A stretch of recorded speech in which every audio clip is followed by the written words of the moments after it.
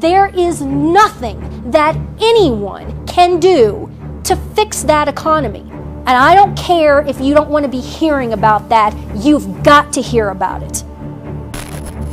The economy is not going to rebound with the economic proposals that are in place now. The global situation has created an environment for a financial panic. The financial panic conditions have been in place for quite a while. What Trump's victory's done is just kind of played it off for a little bit, possibly. There will be a lot of inflation for all prices. At the same time, the economy will be weak. They might call it stagflation. We didn't have a recent depression. It was just a super recession. In the same way with this. They're not going to call it, an inflationary depression, but that's possible. And the worst scenario for that would be things like Zimbabwe and Venezuela. We have the worst revival of an economy since the Great Depression. And believe me, we're in a bubble right now. And the only thing that looks good is the stock market. But if you raise interest rates even a little bit, that's going to come crashing down. We are in a big, fat, ugly bubble. U.S. stocks are very expensive. Candidate Trump had it right when he called it a big, fat, ugly bubble. And it's bigger, fatter, and uglier now. And the fact that he's president doesn't change it from a bubble to a bull market. It's still a bubble. The air is going to come out one way or another. Either the U.S. stock market is going to crash or the dollar is going to crash. It's the biggest bubble I've seen in history. This book, The Sale of a Lifetime, my new book that looks at every bubble in history, looks at all the bubbles around the world. They all look alike. They all grow exponentially. And now we have a bigger stock bubble by far than ever, larger real estate bubbles in many cities, and extreme around the world, especially in places like China, London, and Australia. And these bubbles are going to burst. That's all bubbles do, is they build. That's one of the principles in this book. The second thing is, when they crash, half the crash will come in the first 3 months. When the smart money finally realizes this bubble's over, because they're playing it with leverage, they get out really quick.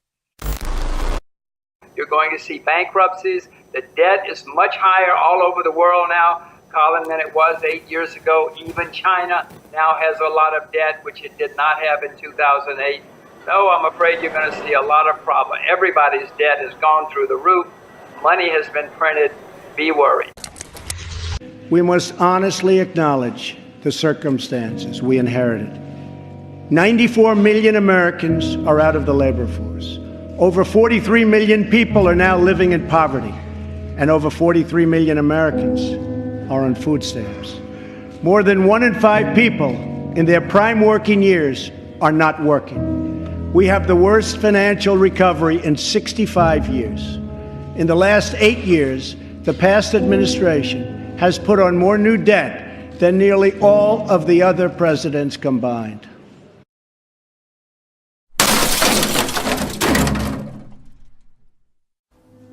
Deal with this reality. Deal with it now. The sooner you deal with it, the easier it'll be to come out the other side. If you want to fight an entire massive global war where hundreds of millions, if not billions of people die in order to learn this lesson, then by God, that's what's going to happen. But you could nip that in the bud, come to this reality now, and assuage all of that. The choice is yours. What lies ahead for the economy this year? Will the economy finally collapse as predicted by many, or will the early positive signs in the stock markets around the world continue and global economy will flourish? I've taken a lot of heat for being gloomy and for fear-mongering lately when I've said that President-elect inheriting a mess of epic proportions and that we may still be in a rough financial ride. While I do think that Trump is a far better choice than Hillary Clinton ever could be, when a situation has been declining as long as ours has, it will take an absolute miracle to turn it around without some pain. And it turns out I'm not alone in my concern about the worst for our economic situation during the upcoming year. Here's what 12 prominent financial experts are predicting. Lawrence Yun is the chief economist at the National Association of Realtors. The budget of many prospective buyers last month was dealt an abrupt hit by the quick ascension of rates immediately after the election. Already faced with climbing home prices and minimal listings in the affordable price range, fewer home shoppers in most of the country were successfully able to sign a contract. Gerald Silent is a trends forecaster who has a long history of accuracy. You can find his work at trendsresearch.com. He predicts we're forecasting the economy is not going to rebound with the economic proposals that are in place now. The global situation has created an environment for financial panic. The financial panic conditions have been in place for quite a while. What Trump's victory has done is played it off for a little bit, possibly, but on the negative side, you still have the debt and interest rates going up and the debt that has to be paid. On gold, we believe right now is near rock bottom. The economy is not going to rebound with the economic proposals that are in place now. The global situation has created an environment for financial panic. The financial panic conditions have been in place for quite a while. What Trump's victory's done is just kind of played it off for a little bit, possibly. But again, on the negative side, with the interest rates going up and the debt that has to be paid. And so the gold, we believe right now, is near its bottom. James Dale Davidson. He's the economist who correctly predicted the collapse of 1999 and 2007. There are 3 economic indicators screaming sell. They don't imply that a 50% collapse is looming. It's already at our doorstep. They don't want you to know the truth. They don't want you to know that this economic recovery is a statistical illusion, that it is fueled by debt, by the printing of trillions of dollars and keeping interest rates at historic lows. This is a game of let's pretend that you are not meant to win.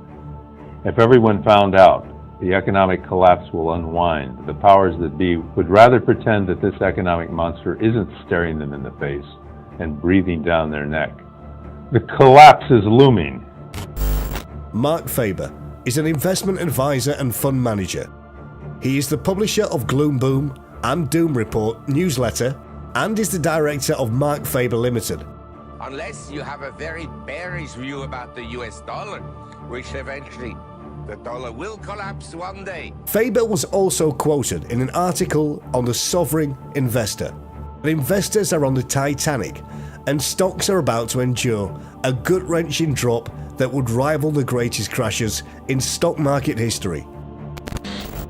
Harry Dent, Harvard economist, predicts the safe haven of gold will be wiped out during 2017, while many economists will argue that gold is not in a bubble and insist it will soar to $2,000, $5,000 and even $10,000.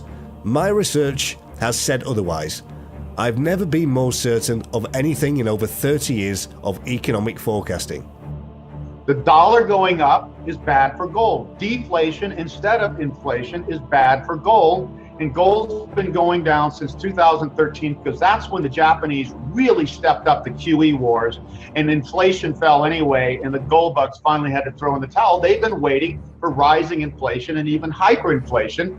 And you're not going to get it because the fundamental trend, debt deleveraging, financial asset bubble leveraging, destroying money and credit, which is deflationary. Gold correlates, whether you go back hundreds of years or the last decades, it correlates incredibly well with inflation. That's it. And it correlates with the 30-year commodity cycle that peaked between 2008 and 2011. Those are the 2 things it correlates. It's not a deflation hedge, and it's not even a crisis hedge, because our worst crisis that we've seen in a long time was 2008 and 9, and gold went running to mommy. It dropped 33%, and silver dropped 50% in the second half of 2008. It was the US dollar and the highest quality sovereign and corporate bonds that were the safe haven. That's what I'm telling people to go now. Wait this out, and when bubbles crash, then you can start buying commodities. Anne Rutledge is a fixed income analyst. who is a regular writer for Forbes. She analyzes economic patterns and feels the slide has been underway since 2013. Last year, she wrote, "So if you ask me whether we are going to have another global financial crisis in 2017, I would say the odds are good. This one probably started in 2013, and by now is well underway." Peter Costa, president of Empire Executions, has taken the unprecedented step of pulling out of the markets, believing that they are overpriced and a major correction is on the way. In an interview, he said, "I think that a lot of these stocks, big cap, small cap, they all got ahead of themselves. And I think that there will be a correction to bring them back to some sort of normalization in pricing. And once it gets back there, I'll be back in the market." Peter Costa, we've talked the last several times we've spoken with you about how you got out of the market here. So do you anticipate getting back in 2017? What are you going to wait for there? Oh, absolutely. I think, Bill, what I'm looking for is after the first couple of weeks of trading next year and seeing how the earnings start coming in. And I think that, you know what, like I have said before, that I think that a lot of these stocks, big cap, small cap, they all got ahead of themselves. And I think that there will be a correction to bring them back to like some sort of normalization in pricing. And once it gets back there, I'll be back in the market. Chris Martison, an economic researcher, wrote, "GDP growth is very unlikely to support the rate of credit expansion that the Federal Reserve wants, or more accurately, needs. And what will happen if it indeed doesn't? A lot of painful, awful things. But central among them is a currency crisis. Amidst the ensuing unpleasantness will be an awakening within today's hyper-financialized markets to the huge imbalance now existing between paper claims and ownership of real things. A massive wealth transfer from those with paper wealth, stocks, bonds, dollars, to those owing tangible assets, the productive value of which can't easily be inflated away, will occur, and quickly too." Michael Covell, a teacher of trend following and financial strategy, thinks the collapse will start in Europe and then spread to the rest of the world. He explains why in great detail, calling it chillingly the next Lehman moment. Deutsche Bank has started leverage of 40 times. Leverage is the proportion of debts that a bank has compared with the equity capital. That means Deutsche has 40 times more debt than equity capital. Keep in mind that Lehman Brothers was only 31 times leveraged when it imploded in 2008 and sparked the worst global financial crisis since the Great Depression. France's clear disconnect with the EU can't be overrated. The EU survived Brexit, but a French divorce from the EU would be cataclysmic, both financially and politically. It would mark the official end of the EU. Bank runs would spread as customers sought the safety of cash well before actual earth-shattering event took place. It would start in French banks, and the knock-on effects would spread to other European banks that have relationships with French banks. This would create a huge decline in confidence, leading to a European-wide decline in bank lending. And these bank runs would spread into a more widespread financial crisis in the global financial sector. Non-Eurozone financial institutions in the US and Asia would come under immense pressure because they too have heavy exposure to European banks. Alessandro Lombardi, a former global investment banking analyst, wrote, "Emerging markets are the soft underbelly of the global economy. Many analysts expect the election of Donald Trump to the White House will change the United States' economic and monetary policies. This could worsen conditions for businesses in emerging markets that are financed in US dollars. The result might be a global economic collapse in 2017. Jim Rogers, who founded the Quantum Fund with George Soros, is on the record as saying, "A $68 trillion biblical collapse is poised to wipe out millions of Americans."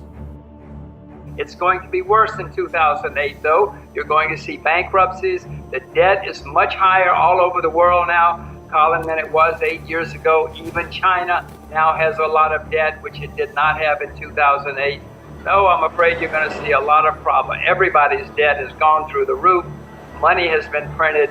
be worried. The central bank in America is going to say, don't worry, we will save you after they get enough complaints. And then they're going to print more money and try to drive interest rates even lower. But that's going to make things worse, Colin. The only solution is to take the pain, to realize we've made horrible mistakes, let some people go bankrupt, and start over. That's the only way history ever solves problems like this. You cannot just kick the can down the road. Andrew Smithers, an economist with an unsettling history of being prophetic, was quoted in the same article. US stocks are now about 80% overhauled.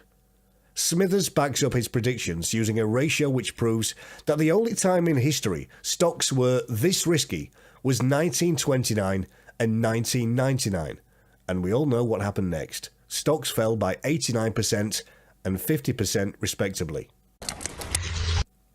What do you think? Personally, I'm prepping harder than ever before.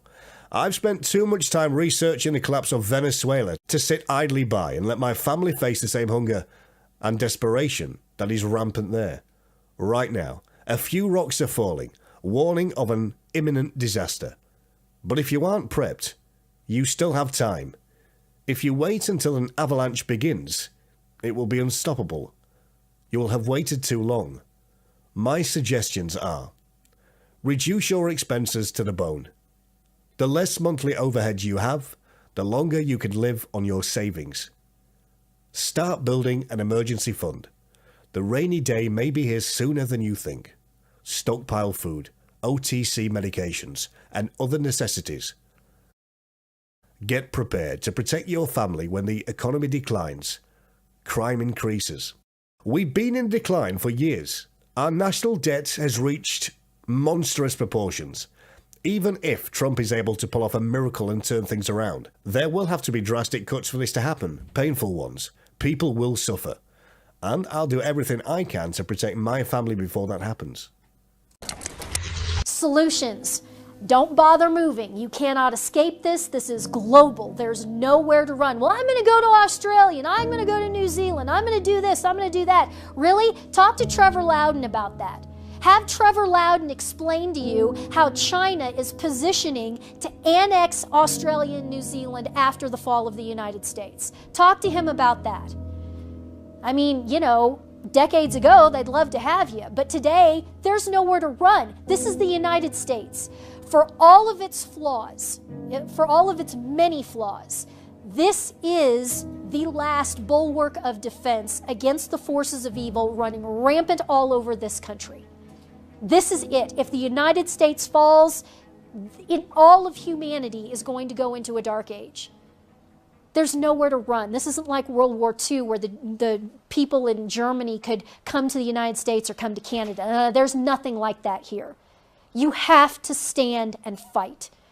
And what part of that, a big part of that, and those tactics is getting pre-positioned. You know that the battle is coming. You know that the war is upon us. Get yourself positioned. Allocate as much wealth as possible into physical commodities. This includes land, precious metals, livestock, food, water, and fuel. Do it now. Because 1 second after, it'll be too late. You have to do it now. And so we'll end with the question, Quo Vadis? Where are you going? The answer is, I'm going to Rome to be crucified. It's time. Some people have to. Not all of you have to do that, but some of us are called. Some of us have to stand and fight against this. And how can it not work out well? Because who's going with us? Who was crucified first, and who is going to be crucified with us? It's our Lord. It's going to be fine. It's going to be fine. Like I said, the IRS has already started levying my bank accounts. They will levy all of my bank accounts. They will levy my personal property. I look forward to it. I look forward to it. Quo Vadis, where am I going? I'm going to Rome to be crucified. And you know, it worked out okay for Peter. I think they built a little old church over his grave, and it worked out okay. But somebody has to do this. Some of you are going to have to do this. Some of you are going to have to stand. You have to stand and you have to fight the forces of evil, and now is that time. This is as big of a war, this is as big of a battle as has ever been on this planet in human terms. You can't run away, you can't hide. Quo vadis, where are you going?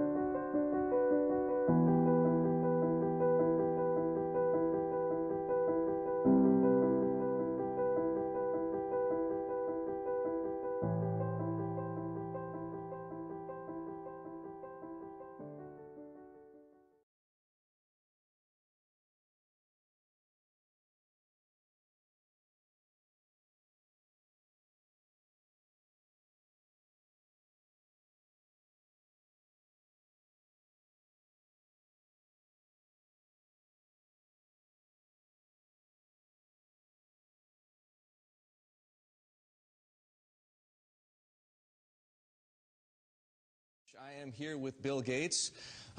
We know him from Microsoft. We now know him for the Bill and Melinda Gates Foundation. Bill, it's great to see you. Great to see you here in particular because we know the Gates Foundation for its work on infectious diseases, child health, nutrition, agriculture, education, the list goes on. Why does Bill Gates care about finance? Well, it's all about helping the poorest. And one thing they don't have access to is bank accounts. The fee structure, if you have small amounts of money, is just too high. And we got involved in some traditional microlending, but just didn't see how that could scale up and get inexpensive enough. So now we're involved in trying to make sure we get a very efficient digital payment structure set up for all the poorest in the world to get financial products that work for them. What are you doing? The idea is that typically through the cell phone, you should be able to send money to your relatives. You should be able to track the money that's coming in, set aside money to buy seeds the next year. And there are countries where this is beginning to take off. Kenya, Bangladesh, even Somalia, maybe the last country you'd suspect, up in Somaliland, almost half of the GDP is done digitally. I don't need to tell you that the poor have been unbanked for as long as there have been banks. Why is this time different? Well, it's really the digital revolution. The poorest have bought cows, stored gold, put currency under their mattress, but they are getting cell phones. And the cell phone capability of identifying who's using the cell phone, letting you look at your spending patterns, that's going to be common sense. People are going to have help and lots of innovative products competing on top of this digital currency platform. So if technology, mobile phones for example, digital money, helps to increase access to financial services at the same time as it lowers the cost of delivery, why is philanthropy needed? Philanthropy should just be here to bootstrap this. There are a lot of regulations in this area, and understanding how those regulations can make the cost of remittances, where you're sending money back to your family in your country of origin, how right now that has about a 5% overhead on it. We think we have a role to make sure that, particularly for the smaller transactions, the regulations don't impose those very high costs.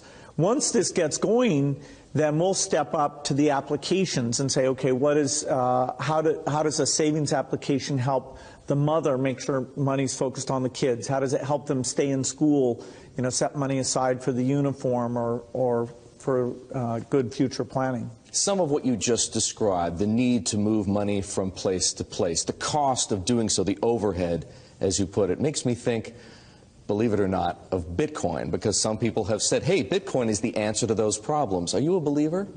Well, Bitcoin is exciting because it shows how cheap it can be.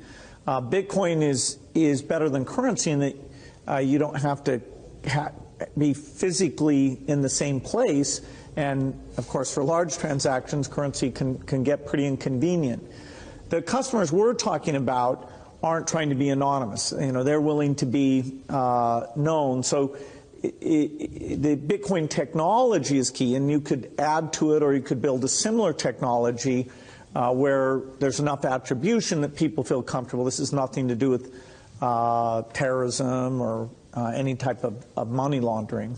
What kinds of people or private enterprises right now are helping to solve the same problems you're interested in? Well, in some countries, the mobile companies have been fantastic. In a few other companies, it's been the banks. In some countries, it's a startup company that's neither a bank nor a mobile company. In Bangladesh, the bKash offering runs across any phone, and they've gotten the regulations so that they have a product that we think will get very, very pervasive. So entrepreneurs are there. The enablement this creates, if you want to put in, say, electricity in a city, collecting your bills is one of the reasons why the underspending of infrastructure in these areas is a real thing holding back the economy. You mentioned banks. Are the legacy institutions, for the most part, banks, credit card companies, payment processors, friend or foe? Many of them want to have these additional customers, but they have to embrace the idea that the fees are going to be a lot lower. And so they have to find a way to service these new customers. Now, that means these customers aren't going to be coming into their branches, and they can charge a higher fee when you want to actually cash out.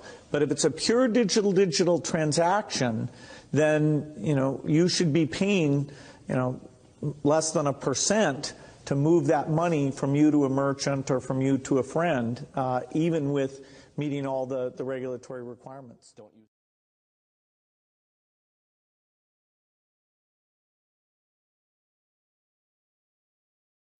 The economy will control its own interest rates. Guaranteed. It did before the Feds arrived, and it will after they're gone. And whether or not the Libertarian Party or someone else abolishes the Fed, it's a moot point, because cryptocurrency is coming. I promise you. It may or may not be Bitcoin. It may be something else, but it is coming. It is like the Pandora's box that has been opened. You will never get that idea back in the box. And when it comes, the Fed will disappear. The paper money will be gone, and the world will be in crisis for a while. It's the absolute truth. Governments will not be able to collect income taxes because there will be no record of any income for anybody. It will be a very, very strange state of affairs, but it is coming. And when it does, shortly thereafter, there will be no Fed. It cannot exist in the world of cyber currency. I mean, we're in the world of digital transactions and the digital glue that holds everything together. Do you think that paper money or a gold standard has any meaning whatsoever in that world? It does not. One coin, one world. The first cryptocurrency that is easy to mine, easy to trade, and easy to use. No complicated hardware or in-depth knowledge necessary to start. OneCoin provides quick, low-cost, borderless transactions, accessible financial services to everyone, wherever you are, whoever you are.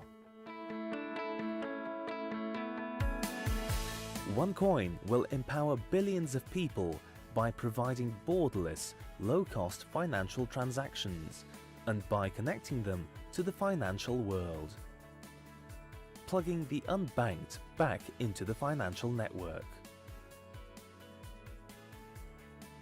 Independent of governments, we provide access to financial services made available for everyone, providing education, simplifying and demystifying cryptocurrency. With a strong leadership and a clear strategy, OneCoin developed a loyal and global customer base of more than 1.9 million people in 241 countries and 6 continents. One coin, one world. Join the financial revolution.